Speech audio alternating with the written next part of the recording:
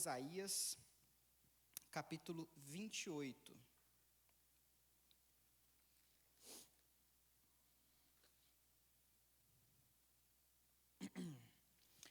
Isaías, capítulo 28, todos abriram? Sem problemas? Tudo certo? O texto, a palavra de Deus, diz o seguinte: Ai da soberba coroa dos bêbados de Efraim, e da flor caduca da sua gloriosa formosura, que está sobre a parte alta do fertilíssimo vale dos vencidos do vinho. Eis que o Senhor tem certo homem valente e poderoso, este como uma queda de saraiva, como uma tormenta de destruição, e como uma tempestade de impetuosas águas, que transbordam com poder, se derribará por terra. A soberba coroa dos bêbados de Efraim será pisada aos pés. A flor caduca da sua gloriosa formosura, que está sobre a parte alta do fertilíssimo vale, será como figo prematuro, que amadurece antes do verão, o qual, impondo nele alguém os olhos, mal o apanha e já o devora. Naquele dia, o Senhor dos exércitos será a coroa de glória e o formoso diadema para os restantes de seu povo. Será o espírito de justiça para o que se assenta a julgar, e fortaleza para os que fazem recuar o assalto contra as portas. Mas também estes cambaleiam por causa do vinho, e não podem ter-se em pé por causa da bebida forte. O sacerdote e o profeta cambaleiam por causa da bebida forte, são vencidos pelo vinho, não podem ter-se em pé por causa da bebida forte, erram na visão e tropeçam no juízo. Porque todas as mesas estão cheias de vômitos, e não há um sem imundícia. A quem, pois, se ensinaria o conhecimento? E a quem se daria a entender o que se ouviu? Acaso aos desmamados e aos que foram afastados dos seios maternos? Porque é preceito sobre preceito, preceito e mais preceito, regra sobre regra, regra e mais regra, um pouco aqui, um pouco ali. Pelo que por lábios gaguejantes e por língua estranha falará o Senhor a este povo. Ao qual ele disse: Este é o descanso, dai descanso ao cansado, e este é o refrigério, mas não quiseram ouvir. Assim, pois, a palavra do Senhor lhes será preceito sobre preceito, preceito e mais preceito, regra sobre regra, regra e mais regra, um pouco aqui, um pouco ali, para que não vão e caiam para trás, e se quebrantem, se enlacem e sejam presos. Ouve, pois, a palavra do Senhor, homens escarnecedores, que dominais este povo que está em Jerusalém. Porque dizeis: fizemos aliança com a morte, e com o além fizemos acordo. Quando passar o dilúvio do açoite, não chegará a vós, porque por nosso refúgio temos a mentira, debaixo da falsidade nos temos escondido.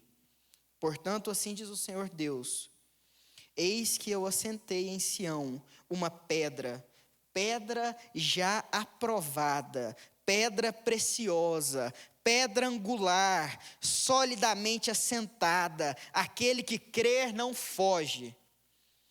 Farei do juízo a régua e da justiça o prumo. A saraiva varrerá o refúgio da mentira, e as águas arrastarão o esconderijo. A vossa aliança com a morte será anulada, e o vosso acordo com o além não subsistirá. E quando o dilúvio do açoite passar, sereis esmagados por ele. Todas as vezes que passar, vos arrebatará, porque passará manhã após manhã, e todos os dias e todas as noites, e será puro terror o só ouvir tal notícia.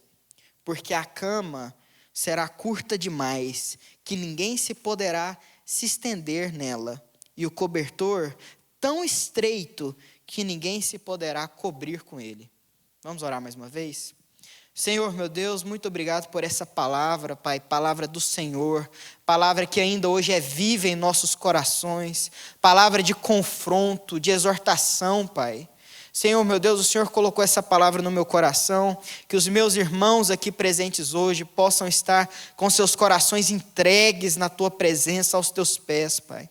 E se não tiver desse jeito, que o Senhor quebre, quebrante, arrebente, entre, Pai, para que a Tua obra seja feita e para que a Tua palavra fique viva em nossos corações, Pai. Quão necessário é esse texto hoje, quão necessário é sermos confrontados hoje, Pai. É o que eu te oro no nome do Senhor Jesus, amém. Pessoal, Isaías foi considerado um dos maiores profetas que nós temos bíblicos, né? Isaías era considerado o profeta evangelista, porque Isaías ele vai falar muito sobre o plano de salvação, sobre Jesus, sobre as coisas que viriam a acontecer.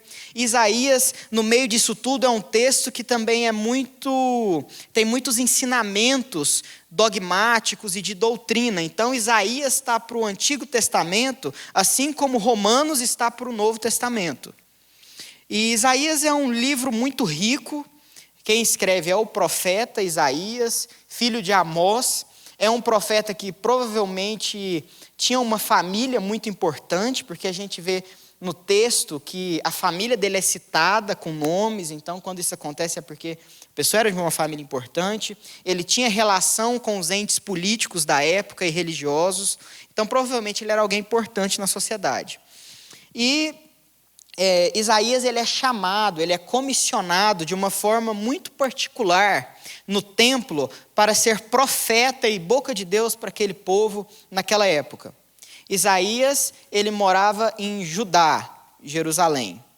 E aqui eu vou precisar entrar um pouquinho num fato histórico para vocês entenderem o contexto do povo. Eu sei que é chovendo molhado, mas só para refrescar na mente vocês.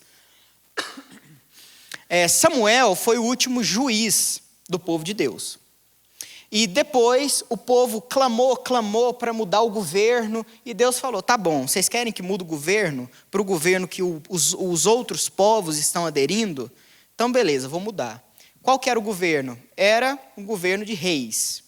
Então começa Saul. Saul é ordenado rei. O povo desobediente quis rei, então vocês vão ter rei. Saul, todo mundo conhece a história de Saul. Desastre. Depois vem Davi. Depois de Davi vem Salomão, filho de Davi. Salomão, um cara que pediu sabedoria, um cara muito bom, mas no final da vida deu muito errado, se envolveu com mulheres de outros povos, que encheu a cabeça dele, e ele mesmo ficou doido na própria imaginário dele, se afastou do Senhor, maltratava o povo, cobrava impostos. Então ele era um cara meio cruel na política dele ali. Depois de Salomão veio seu filho, Roboão. E o povo foi lá reclamar com ele, falou, tá difícil para a gente, dá uma aliviada. Ele não deu, falou que apertar era mais, teve uma revolta. Gente, eu estou resumindo bastante, só para vocês pegarem. Teve uma revolta, dividiu o reino.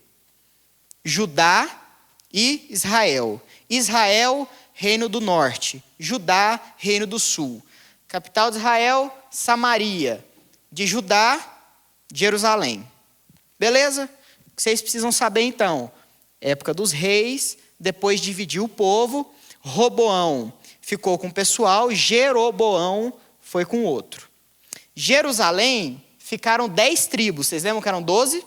10 tribos. Jerusalém não, perdão. Israel, 10 tribos. Judá, 2 tribos. Fechou? Deu para pegar mais ou menos? Se tiver alguma dúvida, depois a gente conversa sobre. Então, teve essa divisão do povo de Deus. E qual que era o problema aqui? O povo começou a se desviar dos caminhos do Senhor após essa divisão política, de ideia, e começou o negócio a degringolar.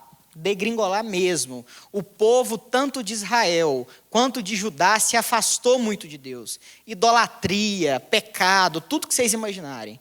E esse é o momento que Isaías escreve esse texto. É um momento em que o povo está distante, é um momento em que o povo está totalmente apático às coisas do Senhor. É um momento em que os templos, eles são inundados de falsas ideologias, de vãs doutrinas. É um tempo em que o pecado rola solto. É um tempo em que o pessoal adora tudo e qualquer coisa e qualquer ideia, menos Deus. Notou alguma semelhança? Mera coincidência, talvez? Era essa época que o pessoal estava vivendo aqui. E, dito isto, eu quero que, em paralelo com a palavra sendo exposta, que vocês tentem pensar aí se a gente está um pouco distante desse povo ou se a gente está parecido com eles. Vamos voltar ao texto? Vamos tentar entender esse texto? Vamos lá comigo. Não feche sua Bíblia, deixa aberto, vamos lendo junto. Isaías 28:1 vai falar: ai da soberba coroa dos bêbados de Efraim e da flor caduca da sua gloriosa formosura, que está sobre a parte alta do fertilíssimo vale dos vencidos do vinho. Esse primeiro versículo aqui, ele está meio que descrevendo como era a situação do povo ali em Israel e como era a situação tanto social, cultural e geográfica daquele lugar. Israel, ela era sitiada em um monte bem grande, de uns 100 metros para cima. Era tudo vale em volta. Era uma região muito bonita e tinham várias vinhas, plantação de vinho. Era uma coisa maravilhosa, parreiras, era um lugar lindo. E esse pessoal aqui tinha sede, como eu falei, a capital era Samaria e as principais rotas comerciais passavam por lá. Pensa num povo que estava se achando, que achava que era a última Coca-Cola do deserto, a última bolacha do pacote. E aqui Isaías vai mostrar assim a formosura deles e fala: ai da soberba coroa dos bêbados de Efraim, da sua flor, mas é uma flor caduca. Vocês são belos. Olha o que fala no verso 1: alta do fertilíssimo vale dos vinhos. Pensa num lugar belo, fértil, tudo que planta dá. Um lugar maravilhoso, um vale lindo. Mas a soberba entrou naquele povo. Aqui vai falar que eles estavam torpes, eles estavam embebecidos, eles estavam bêbados, e é essa palavra que usa. E aqui o bêbados quer remeter a duas coisas: a bêbados mesmo, porque aquela cultura eles estavam bebendo demais, e o vinho lá era muito importante na época, e as bebidas provavelmente também de cevada e de romã, com alto teor alcoólico, era muito comum naquela cultura, mas eles não tinham pudor, estavam ficando bêbados, passando vergonha, cambaleando. E aqui não só bêbados literalmente, mas eles estavam bêbados no seu próprio ego. Eles achavam que eles eram os reis da cocada preta. Nós somos a flor de Israel. Nós somos a Samaria, o lugar dos belos vinhos, das belas plantações, o monte mais alto, aquele da alta nobreza. Os habitantes estavam bêbados no seu próprio pecado e na sua própria idolatria. Jeroboão aqui, o rei nessa época, ele mandou construir 2 bezerros de ouro para eles adorarem. E eles tinham um orgulho tremendo desses bezerros, dos seus deuses. Então esse é o raio-x desse pessoal aqui. Vocês acham que está um pouco diferente do nosso? Como é que está a idolatria do nosso coração? A quem nós adoramos, a quem nós acordamos e pensamos logo na primeira hora do dia, vamos dormir e pensamos logo no cair da noite. O que nossa mente, o nosso coração está a todo momento, a todo instante? É o nosso trabalho? É a nossa casa? É a nossa família? É o celular? É a ânsia por ganhar muito dinheiro e ter muito poder? É o nosso pecado? O que está enchendo o nosso coração e a nossa mente? Para o que eu me prostro dia e noite e falo: sem você eu não posso viver? Está tomando o lugar de Deus na sua vida? E aí? E aí? E o pecado, como é que está? Estamos embebidos no pecado? Estamos embriagados no prazer do mundo? Estamos torpes a ponto de não conseguir distinguir um palmo na frente do nosso rosto, do certo, do errado, da lei de Deus, ou do que é bom, do que é ruim?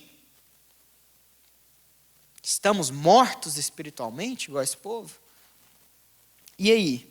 Estamos torpes no nosso próprio, na nossa própria beleza? Olha o tanto que eu sou bom, olha o tanto que eu sou como uma flor que desabrocha. Sentem o meu cheiro, meu perfume.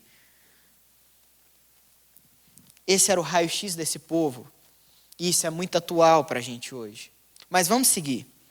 Olha o que é que o verso 2 ao verso 4 vai falar para nós. Eis que o Senhor tem certo homem valente e poderoso. Este como uma queda de saraiva, como uma tormenta de destruição, e como uma tempestade impetuosas de águas que transbordam, com poder as derribará por terra. Na tradução NVI está escrito, como chuva de granizo e vento destruidor, como violento aguaceiro e tromba d'água inundante, ele a lançará com força ao chão. A soberba coroa dos bêbados de Efraim será pisada aos pés, a flor caduca da sua gloriosa formosura, que está sobre a parte alta do fertilíssimo vale.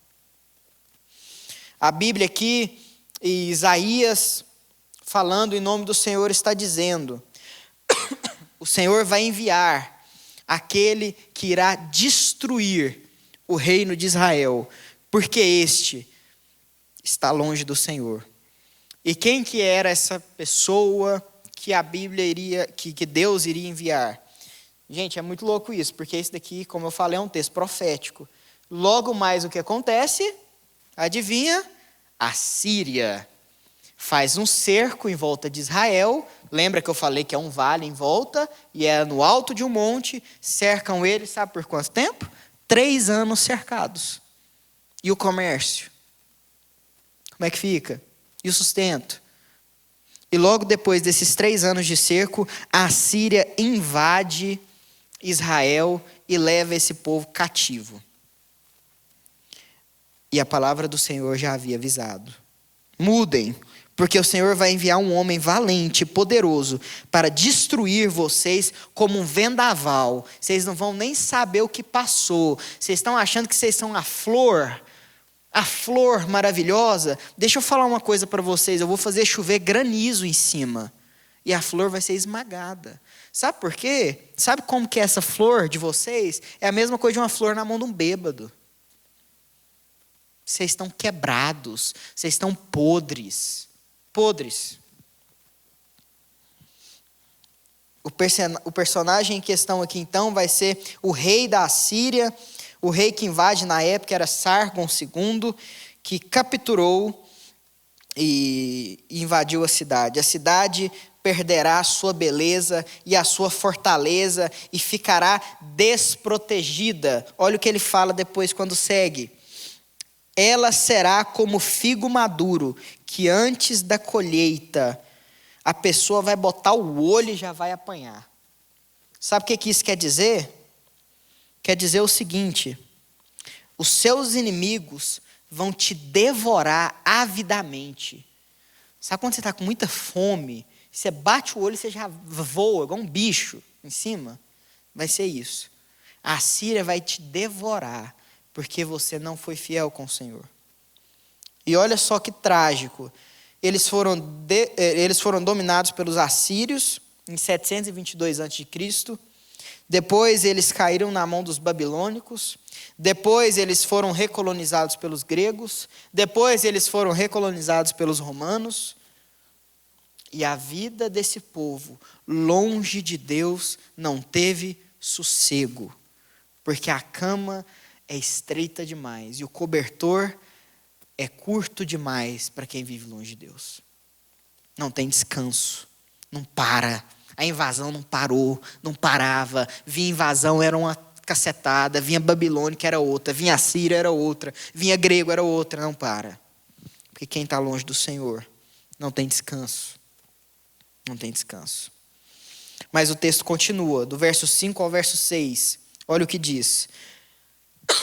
Naquele dia, o Senhor dos exércitos será a coroa de glória e o formoso diadema para os restantes de seu povo.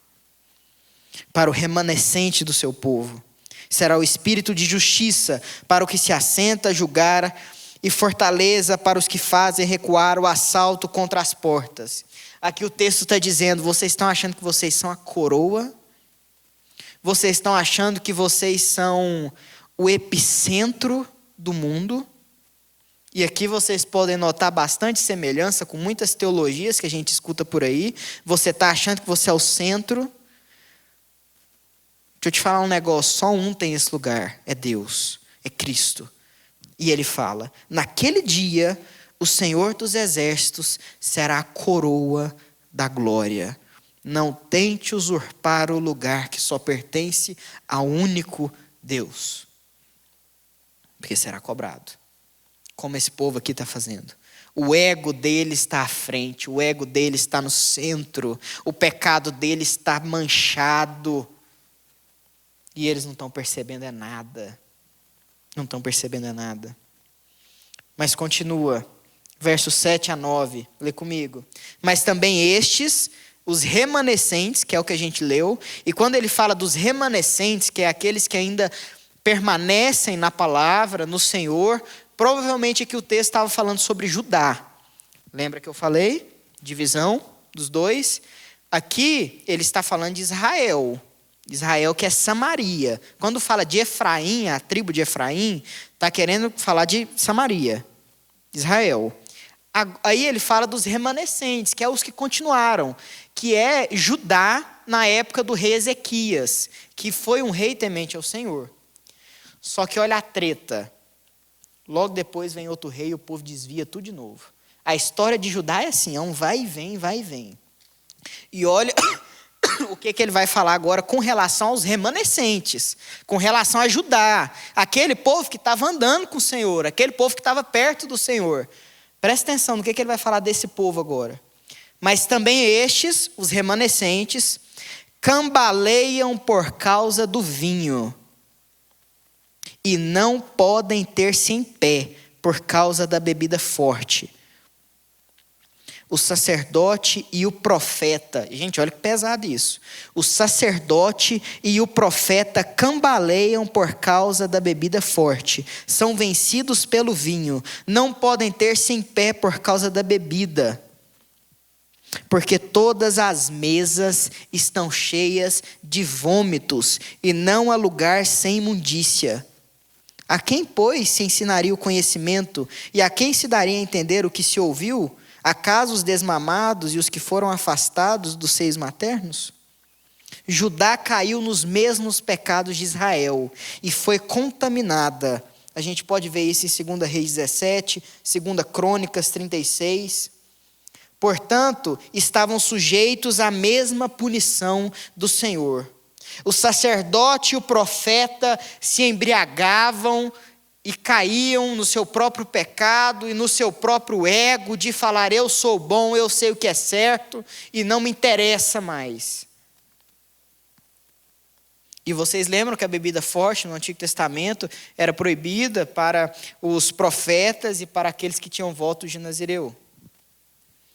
Mas eles chutaram o balde, não queriam saber mais de nada e usavam muitas vezes pelos ímpios para se embriagar.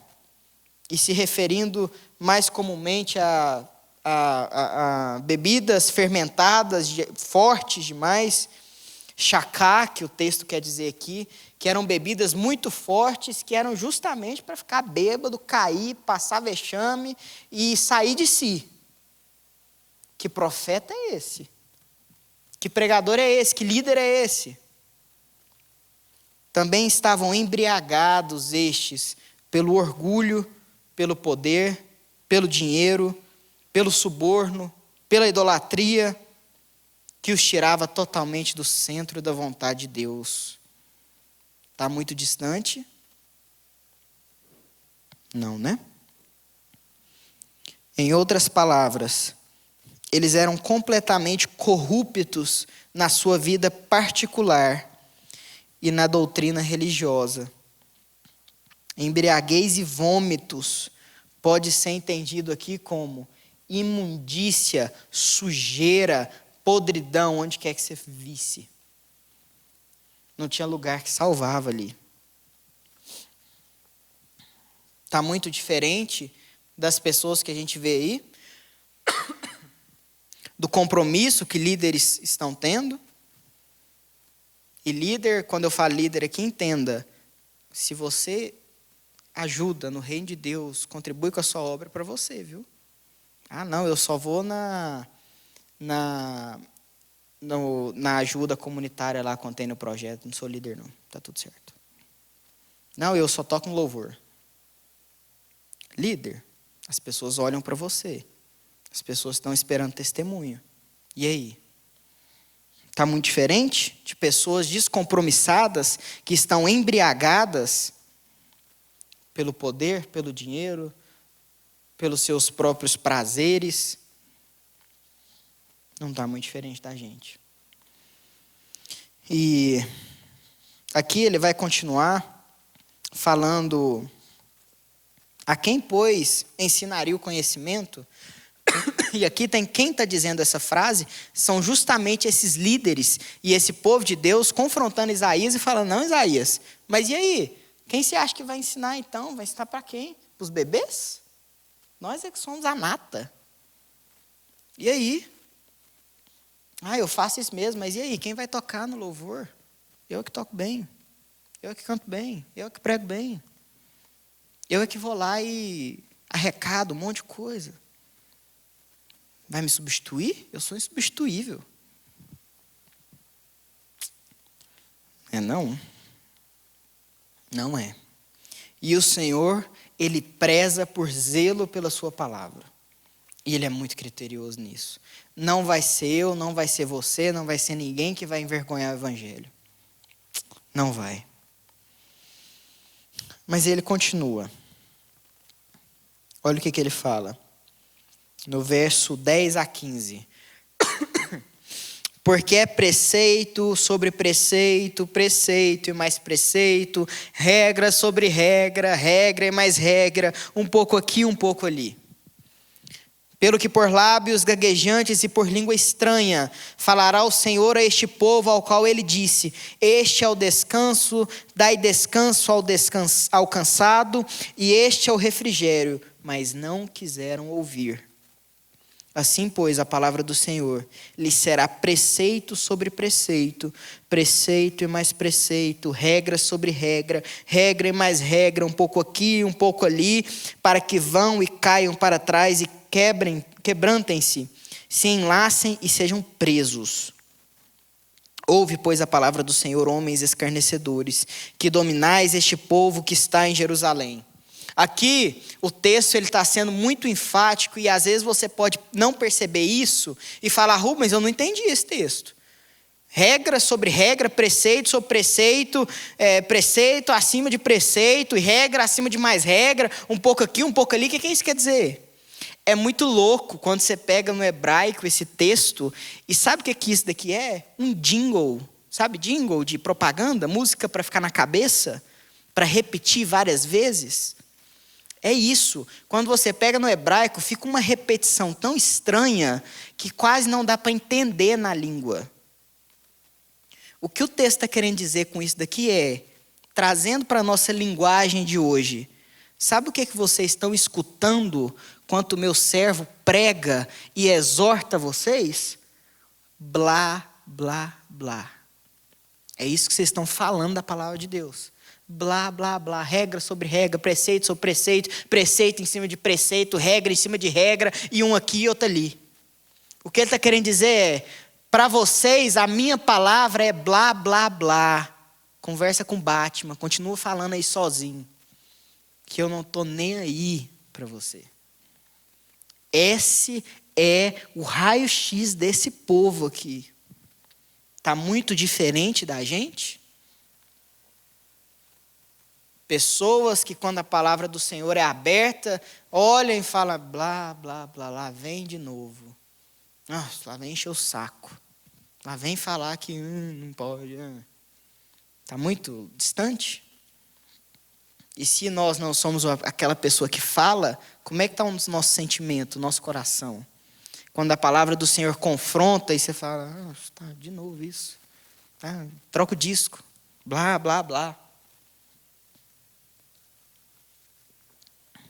E o texto continua dizendo, e aqui o negócio fica muito sério, e eu quero que vocês prestem atenção.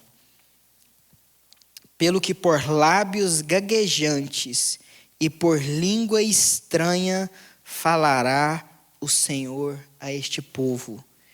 Isso daqui é a pior coisa que pode acontecer na nossa vida. Cuidado, gente. Por isso o Senhor aqui fala que falaria para esse povo em língua estranha, com outras línguas, como de estrangeiro. Sabe o que ele está querendo dizer com isso?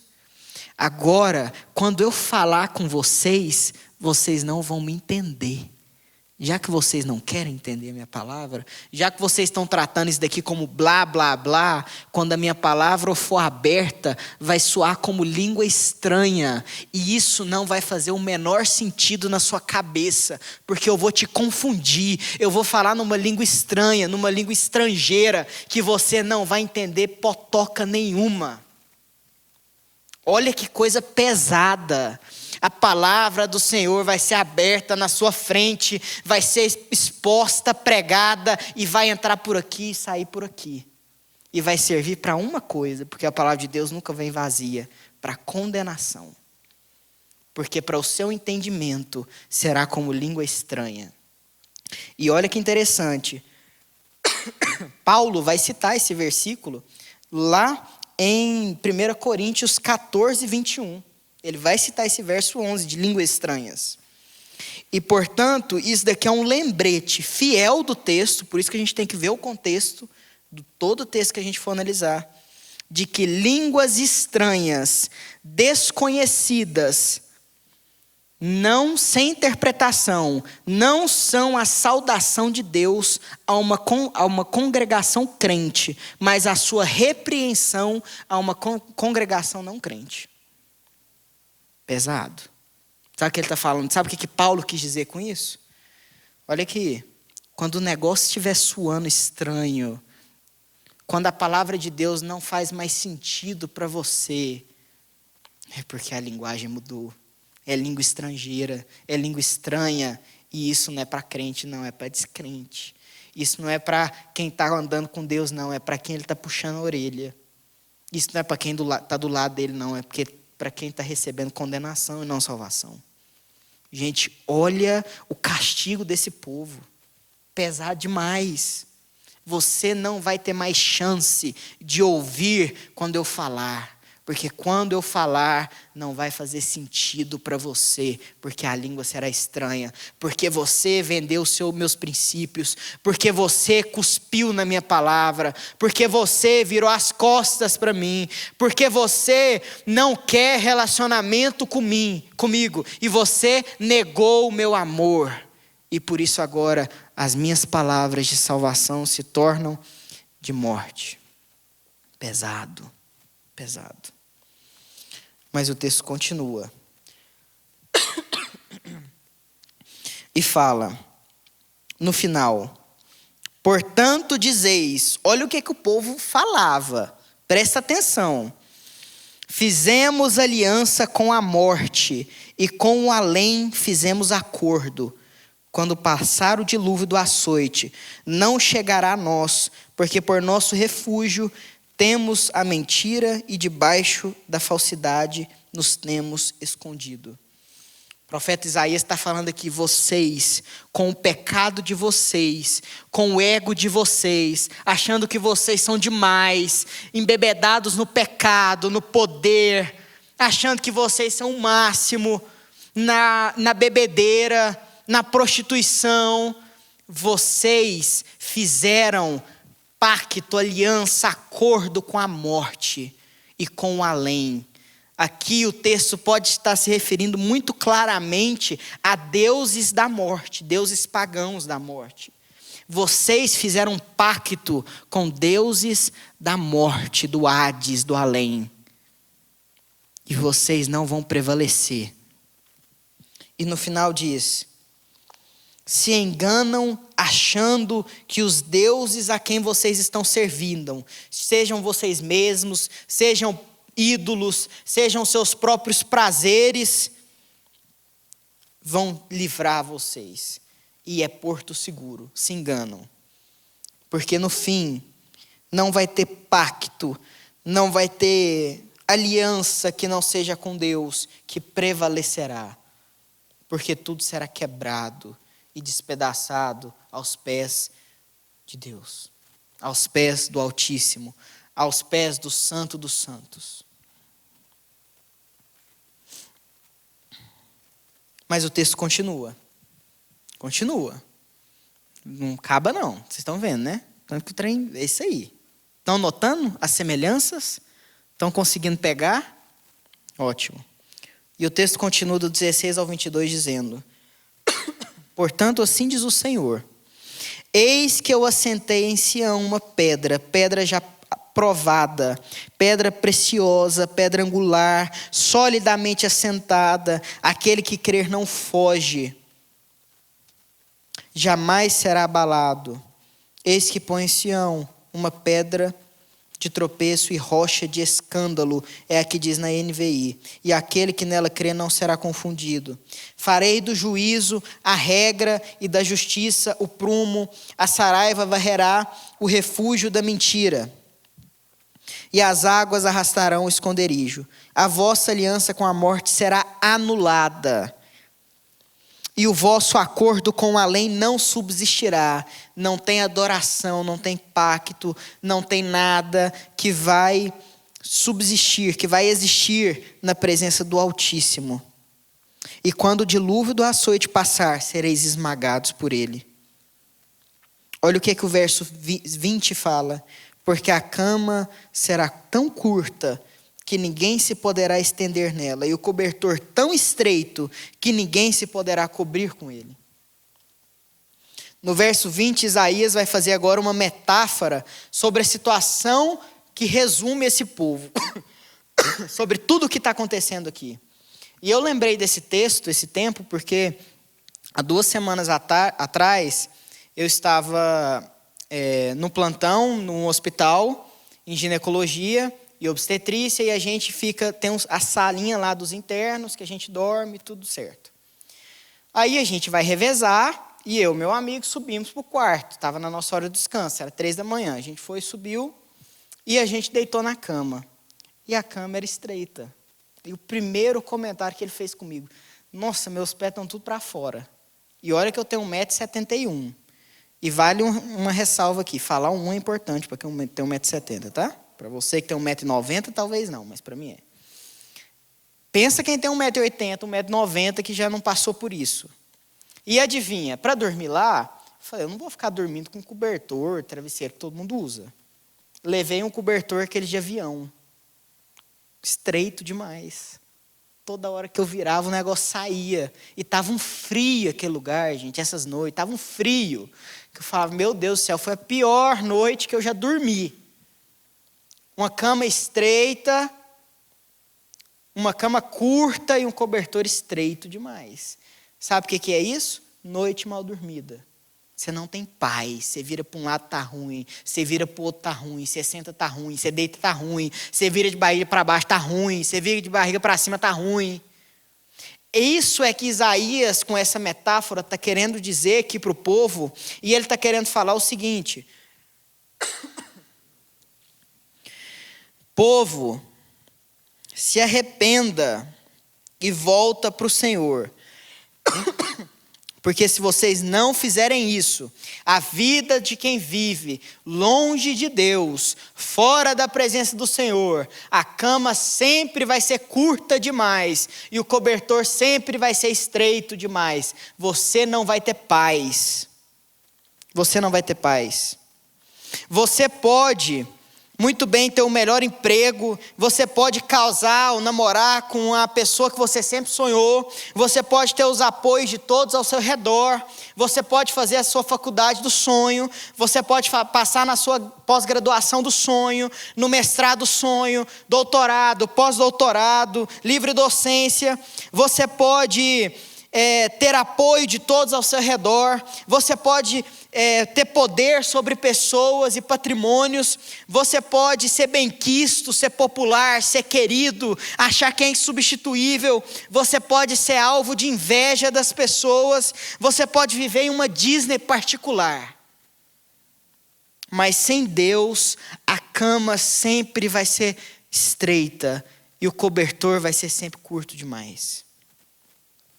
Você pode fazer a sua cama com seu ego, achando que você é muito bom, achando que você é o maioral, achando que você está por cima e que nada te abala, e eu sou jovem, e eu estou novo, e eu sou um foguete, e como diz os outros, foguete não dá ré, então vamos para cima, eu sou o máximo. Mas vai vir a doença, vai vir o desemprego, vai vir o problema conjugal, vai vir o problema familiar, vai vir a disputa por herança, vai vir os amigos te deixando, vai vir o desespero, a depressão, e não vai segurar. A cama vai ser curta demais e o cobertor vai ser estreito demais. Você pode tentar fazer a sua cama no seu legalismo. Você pode falar, eu bato no peito, eu sou dos crentes bons, retado. Você pode ser igual o jovem rico. O Senhor falar, segue aí todos os meus mandamentos, mas Senhor, deles eu sigo todos, eu sou bom demais, eu gabarito a sua prova. Senhor, eu gabarito a sua prova. Eu sou o crente exemplar, eu venho todo dia, eu estou aqui todo dia. Mas o seu legalismo te mata. E como diz Paulo, você é raça de víbora. Sepulcro caiado, por dentro você está podre. Sabe por quê? Porque você acha que é o seu próprio a fazer, que a sua obra, que o seu compromisso é isso que te leva para o céu. Você acha que você é tão bom que você não precisa de um salvador. Você pode até não achar nessas palavras, mas as suas atitudes dizem isso. E você coloca um jugo tão pesado nas costas dos outros, você julga de uma forma tão cruel, você esmaga as pessoas de uma forma tão cruel, você exorta totalmente sem amor, que quando vir a tentação, quando vir o desespero, quando vir a mulher do outro ou o esposo da outra, quando vir a situação do suborno, quando você puder levar vantagem, quando você puder se vangloriar, quando você puder se exaltar e falar, me adorem, me amem, batem palmas para mim, porque eu sou bom demais, eu é que acerto demais. A sua cama do legalismo vai ser curta demais e o seu cobertor vai ser estreito demais. Você não vai conseguir com as suas próprias forças. Você não é bom bastante e as suas ações são como trapo de imundície diante do Senhor. Você está sendo um caçador da graça de Deus. Para. Paulo já disse em Romanos, vocês são 2 vezes filhos do inferno, porque vocês colocam um jugo tão grande nas pessoas, que vocês estão condenando elas à morte. Vocês são piores, porque vocês servem como pedra de tropeço na vida desse povo. Para. Mas a sua cama da libertinagem também vai ser curta demais, e o cobertor vai ser estreito demais.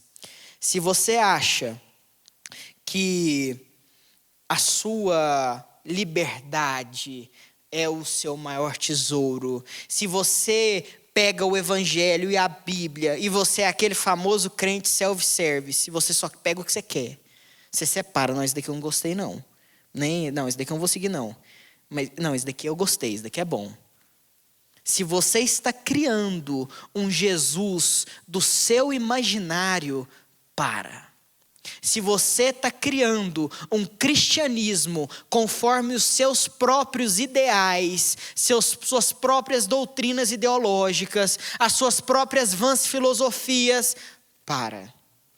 Porque quando vir o problema, quando vier o açoite, quando vier a dificuldade, quando vier a tentação, o seu Jesus diminuído e fraco demais, o seu Deus diminuído e pequeno demais, que você mesmo criou, não vai dar conta, não vai ter poder. Sabe por quê? Isso é um falso Deus, você está criando um Deus para você. Você não está adorando o Deus da Bíblia. Para. Porque a cama vai ser curta demais e o travesseiro vai ser estreito, o cobertor vai ser estreito demais.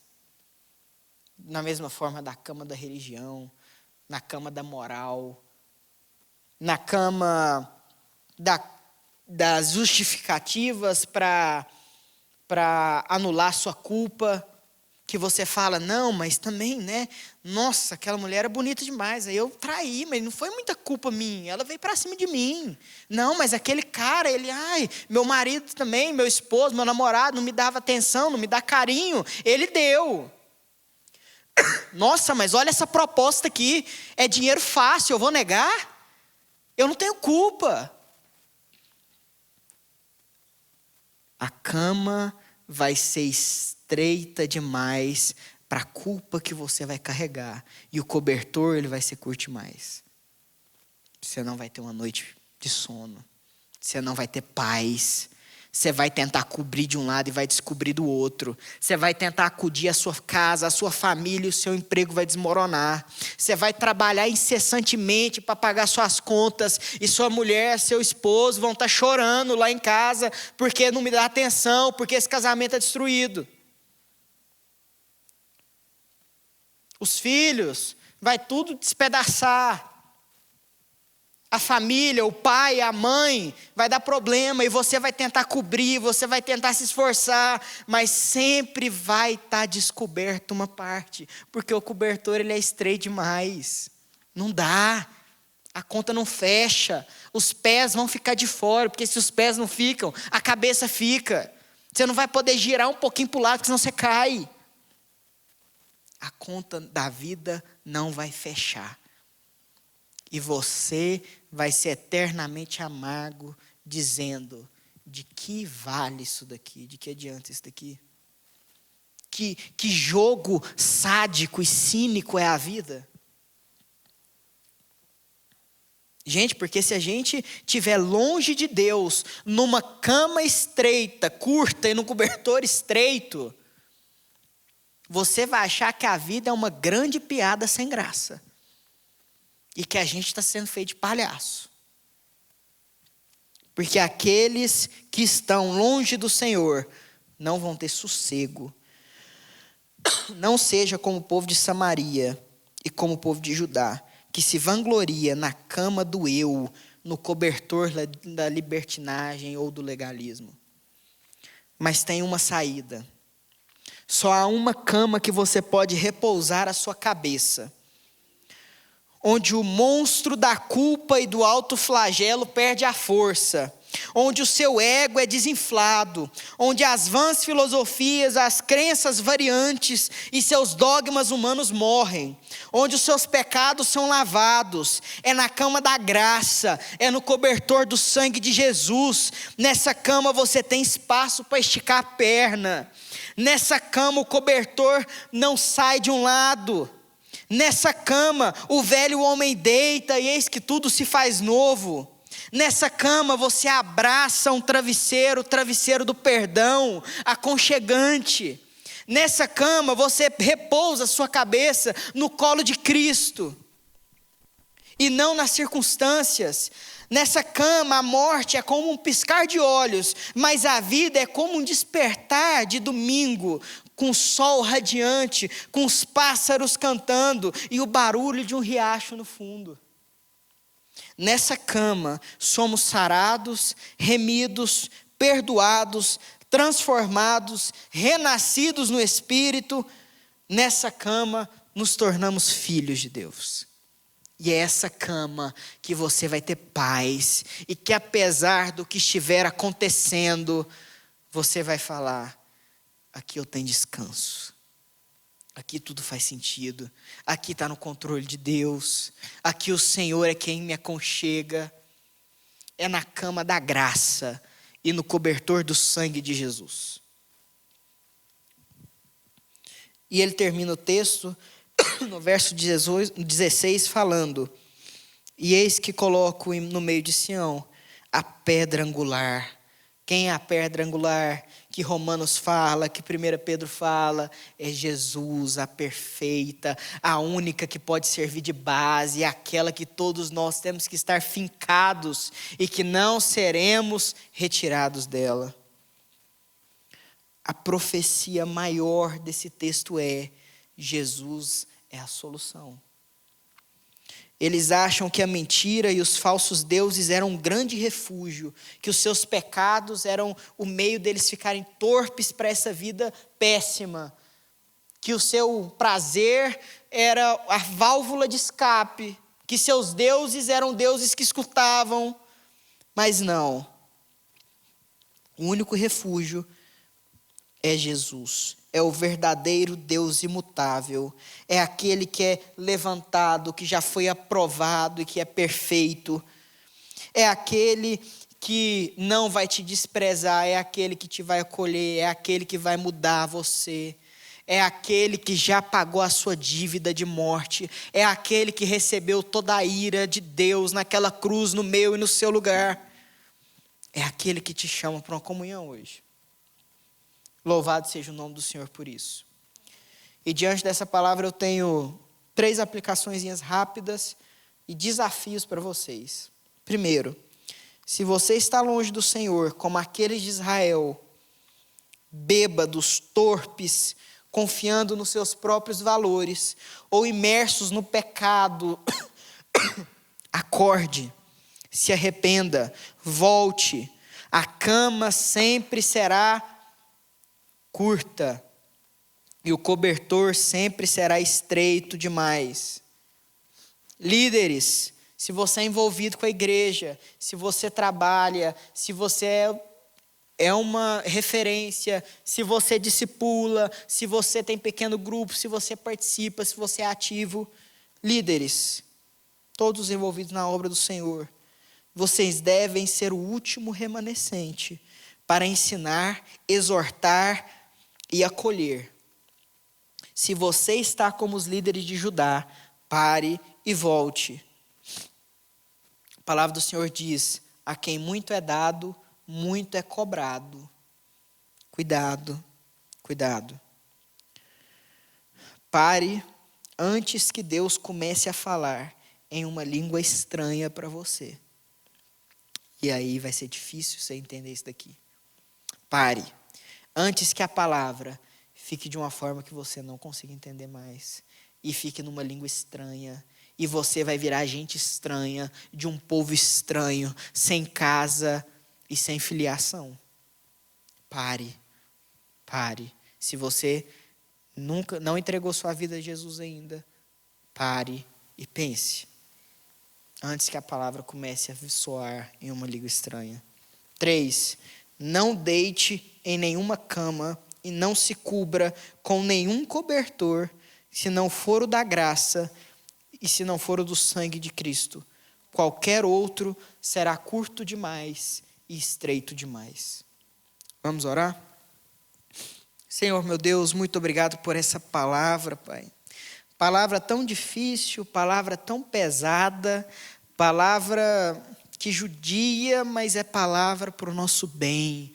É palavra repleta de amor, de cuidado, de carinho. Senhor, meu Deus, nós sabemos que aqueles que querem o nosso bem, isso não é diferente com o nosso relacionamento com o Senhor. Fala a verdade, a tua palavra é a verdade, mesmo quando é de confronto. Senhor, meu Deus, que aqueles que estão aqui, que estão longe do Senhor, que estão longe da tua palavra, longe do seu reino, Senhor, meu Deus, que o Senhor venha com teu Espírito Santo e resgate. Sopre um sopro de vida, Pai.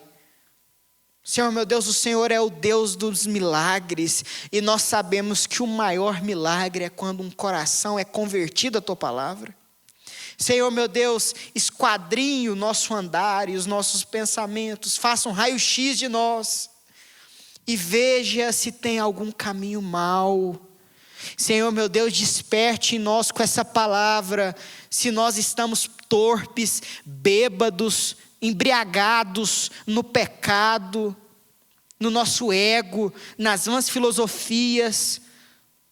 Senhor, meu Deus, nos acorde, nos sacuda, para que nós possamos, Pai, voltar para a tua presença, para o teu caminho. Senhor, meu Deus, se há alguém aqui que ainda não entregou a sua vida para o Senhor, que o Senhor toque no coração também, Pai. E que hoje seja um dia oportuno para a salvação. Que hoje possa ter festa no céu, por um filho que se converteu, ou por um filho que voltou para casa. Senhor, meu Deus, cuide dos nossos líderes, líderes de louvor, líderes da palavra, líderes de ministério, líderes de pequeno grupo, líderes, Pai, de ação social, do que for. Senhor, meu Deus, cuide para que nós tenhamos zelo pela tua palavra e pelo teu reino, porque pessoas olham para nós, Pai. Senhor, meu Deus, cuide para que nós possamos ser o último remanescente, aquele a quem acolhe, que ora, que exorta e que ama. Mas, Senhor, não quero que o Senhor olhe para nós e veja um povo corrompido, um povo quebrado, um povo pecador, um povo com bezerros de ouro, adorando falsos deuses, um povo bêbado, embriagado, sujo, cheio de vômito. Senhor, meu Deus, venha confrontar, e louvado seja o teu nome, porque essa palavra ela tem um fim, e o fim dela é que tem uma pedra angular, uma pedra aquela que a gente pode estar preso nela, e que não balanceia, que não tem sombra de variação, e que nos ama, e que nos resgata, e que tem uma segunda chance, tem uma terceira, tem uma quarta, tem a cruz do Senhor. Louvado seja o Senhor, porque essa é a última boa nova, essa é a última notícia, que o Senhor salva, e que o Senhor nos chama hoje ao arrependimento. Louvado seja o teu nome por isso, Pai. Toque em nosso coração, nos ajude a sermos jovens, compromissados com a tua palavra, compromissados com o teu reino. Pai, tanta maldade nesse mundo, tanta gente precisando, tanta gente dolorida, tanta gente quebrada, e nós estamos vendo pessoas caminhando para o inferno, e não estamos muitas vezes fazendo nada, de braço cruzado. Pessoas da nossa casa, pai, mãe, irmãos, família, amigos, estamos vendo o povo se estrupiar, e a gente está dando de ombro. Senhor, meu Deus, que nós possamos ter, Pai, temor com a tua palavra, temor com as nossas atitudes, com os nossos atos. Tenha piedade, tenha misericórdia, Pai. Eu sei que nós somos pecadores, mas que a tua graça e a tua misericórdia caia sobre nós.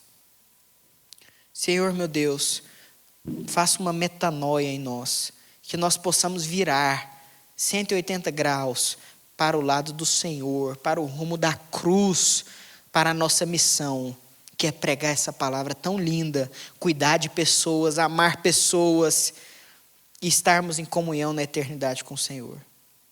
É que eu te oro, Pai, no nome do Senhor Jesus, amém.